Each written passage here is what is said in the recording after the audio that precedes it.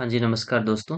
स्वागत है आप सभी का जियो एजुकेशन लाइव यूट्यूब चैनल पे। जिसने भी अभी तक चैनल को सब्सक्राइब नहीं किया, जल्दी से चैनल को सब्सक्राइब कर लीजिए और साथ में दबा लीजिए बेल आइकन का बटन, जिससे कि आने वाली वीडियो के बारे में आप सभी को पता चल सके सबसे पहले। तो चलिए शुरुआत कर रहे हैं हम most important questions electrician theory, जो बार बार एग्जाम्स में पूछे जाते हैं। तो चैनल को सब्सक्राइब कर लेना जिसने अभी तक चैनल को सब्सक्राइब नहीं किया। तो 116 नंबर टेस्ट है, इससे पहले हम 115 टेस्ट अपडेट कर चुके हैं। जिसने भी अभी तक नहीं देखे देख सकते हैं, इसी वीडियो के डिस्क्रिप्शन में प्लेलिस्ट का लिंक दिया गया है, वहां से आप देख सकते हैं। चलिए शुरुआत करते हैं।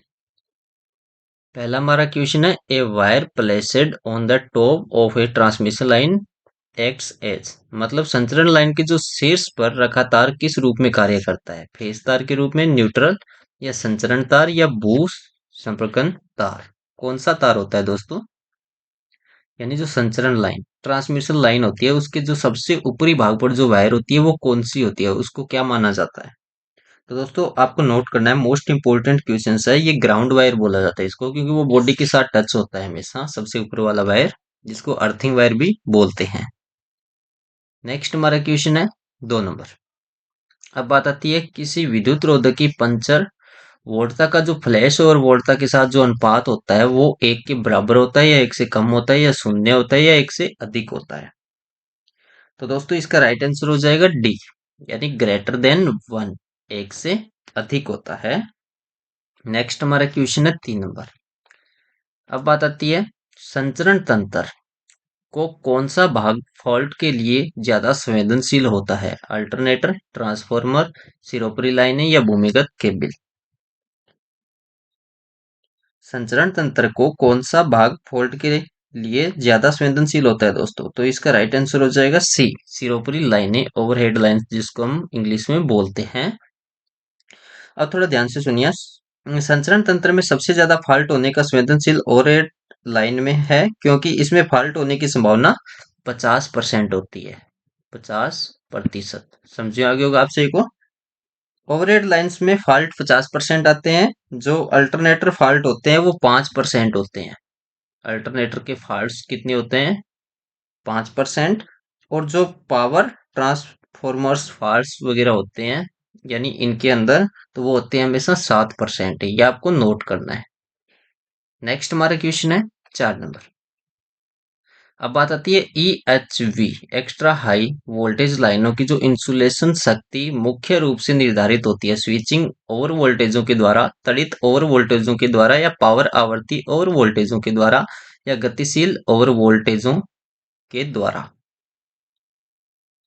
लाइनों की, EHV लाइनों की इंसुलेशन जो शक्ति मुख्य रूप से निर्धारित होती है, कैसे होती है दोस्तों? इसका राइट आंसर हो जाएगा स्विचिंग ओवर वोल्टेजेस के कारण, यानी एक्स्ट्रा हाई वोल्टेज लाइन की जो इंसुलेशन स्ट्रेंथ होती है या स्विचिंग ओवर वोल्टेज के अनुसार की जाती है दोस्तों। नेक्स्ट हमारे क्वेश्चन है 5 नंबर। अब बात आती है, कोरोना हानि निम्न पर निर्भर नहीं है। किस पर निर्भर नहीं है? कंडक्टर सरफेस ग्रेडियंट पर, वायु घनत्व जिसको एयर डेंसिटी फैक्टर बोला जाता है, या वायुमंडलीय परिस्थितियां, या चालक का आकार? तो दोस्तों इसका राइट आंसर हो जाएगा डी, चालक का आकार, यानी शेप ऑफ कंडक्टर पर डिपेंड कभी नहीं करता है। नेक्स्ट हमारा क्वेश्चन है 6 नंबर। अब बात आती है, इस्पात तार का उपयोग होता है ऊपरी टेलीफोन तार के रूप में या भूमिगत तार के रूप में या ACSR के कोर तार के रूप में, मतलब एल्यूमिनियम कंडक्टर स्टील रेनफोर्स्ड, जिसकी फुल फॉर्म होती है, या इनमें से सभी? इस्पात तार का उपयोग होता है, तो दोस्तों इसका राइट आंसर हो जाएगा डी, ऑल ऑफ दीज, इनमें से सभी पर होता है। अब थोड़ा, यानी स्टील वायर का जो प्रयोग है वो overhead, telephone wire, earth wire और कोर वायर ऑफ ACSR में किया जाता है, मतलब तीनों ऑप्शन सही होंगे इसके।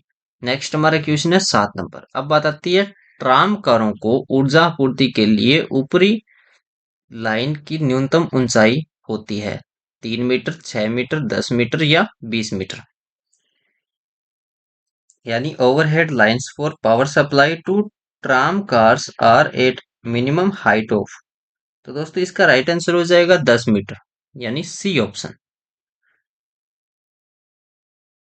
जो कि एक न्यूनतम दूरी होती है 10 मीटर। नेक्स्ट हमारा क्वेश्चन है 8 नंबर। अब बात आती है the usual spans with RCC poles is, यानी आरसीसी पोल्स के साथ सामान्य अंतर होता है 300 से 500 मीटर का, 80 से 100 मीटर का, 40 से 50 मीटर का, या 60 से 100 मीटर का। ये मोस्ट इंपोर्टेंट क्वेश्चन है, काफी बार जो लाइनमैन की वैकेंसियां वगैरह आती है उनमें भी पूछा जाता है। तो दोस्तों इसका राइट आंसर हो जाएगा बी, 80 से 100 मीटर। इसको रट लेना क्वेश्चन को। नेक्स्ट हमारा क्वेश्चन है 9 नंबर। अब बात आती है the mechanical test is done on which type of insulator, यांत्रिक परीक्षण को किस प्रकार के कुचालक पर किया जाता है? सेकल प्रकार, पिन टाइप, विकृति प्रकार जिसको स्ट्रैंड टाइप बोला जाता है, या सस्पेंशन टाइप जिसको लटका हुआ या झूला प्रारूपी बोलते हैं। यांत्रिक परीक्षण को किस प्रकार के कुचालक पर किया जाता है दोस्तों? तो इसका राइट आंसर हो जाएगा बी, यानी पिन टाइप इंसुलेटर।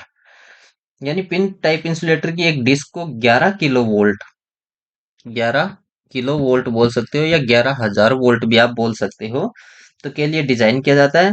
इसकी 3 डिस्क को मिलाकर 33 किलो वोट, 3 डिस्कों को मिलाकर 33 किलो वोट तक के लिए यूज किया जा सकता है। और शॉर्ट ट्रांसमिशन लाइन में पिन टाइप इंसुलेटर को मैकेनिकल सपोर्ट के लिए लगाया जाता है।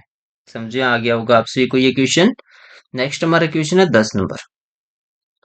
अब बात आती है पारेषण टावरों की ऊंचाई बढ़ जाती है निम्न मापदंडों के तरह बदलने की संभावना है। क्या है? रेजिस्टेंस, इंडक्टेंस, कैपेसिटेंस, या नन ऑफ अबव, यानी इसमें से कोई नहीं। पारेषण टावरों की ऊंचाई बढ़ जाती है निम्न मापदंडों की तरह बदलने की संभावना है। किस चीज की बदलने की संभावना होती है? तो इसका राइट आंसर हो जाएगा कैपेसिटेंस। अब कैसे होती है वो थोड़ा ध्यान से सुन लीजिए। ट्रांसमिशन टावर की जो ऊंचाई बढ़ाने पर ट्रांसमिशन लाइन का जो कैपेसिटेंस है वो बदल जाता है, जबकि रेजिस्टेंस या इंडक्टेंस पर कोई प्रभाव नहीं पड़ता। रेजिस्टेंस और इंडक्टेंस इन दोनों पर कोई प्रभाव नहीं पड़ेगा। समझे आगे होगा आपसी को, ये हमेशा बदलता रहता है।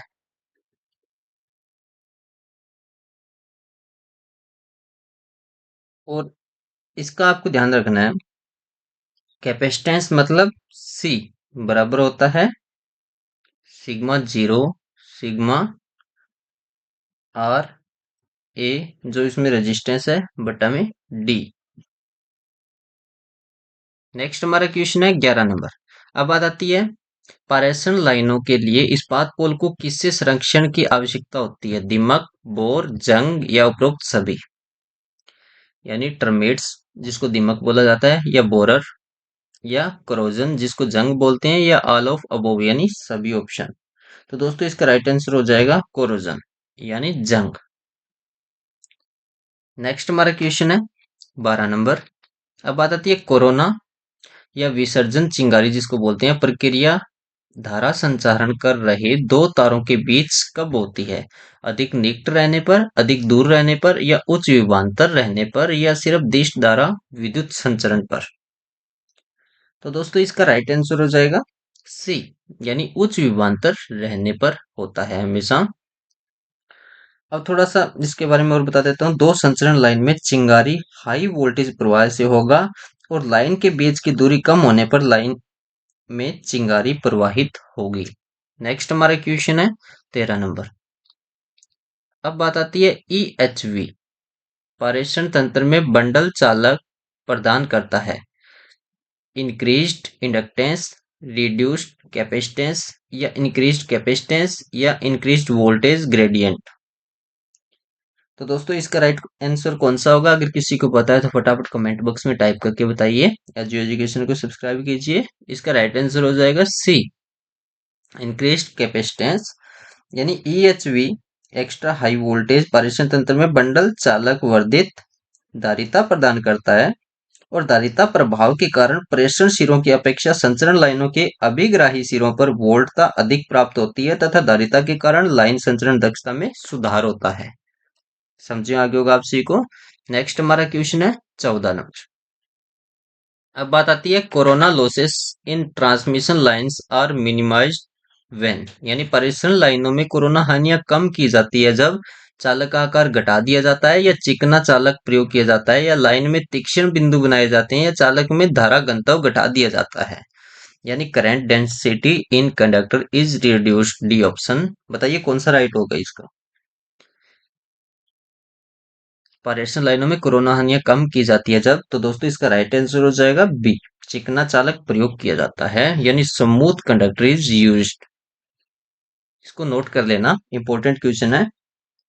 पर्यटन लाइनों में कोरोना हानियां कम की जाती है जब चिकना चालक प्रयोग किया जाता है। एसीएसआर चालकों का प्रयोग करने से संचरण लाइन पर कोरोना प्रभाव कम हो जाता है, यानी एल्यूमिनियम कंडक्टर के स्टील फोर्स।